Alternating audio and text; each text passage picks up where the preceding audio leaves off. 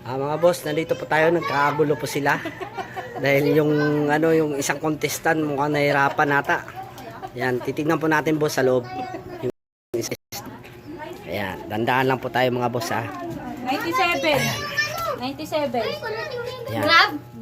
Oh, pwede na yun. Grab. 97 lang, grab pa. Ay, isa naman tricycle. Sumakay tricycle? Kaya yan. I-grab mo na lang yan. Tricycle kaya yan. Kaya angat lang sa likod niyan. Oo. Oo, sige. Ano mo na lang. Tricycle na lang. Ate na!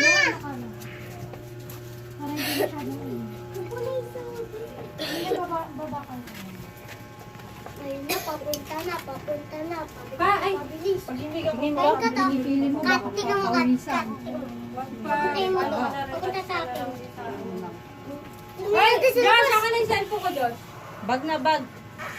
Oo, papunta na mo to. Barangay street na. Kaya mapipili ng ano. Barangay street na. Uy, Diyos, ayun na, parating na. 21 na. Dito ka na yan sa labas yan, para mapicture ang bag. Diyan na, be?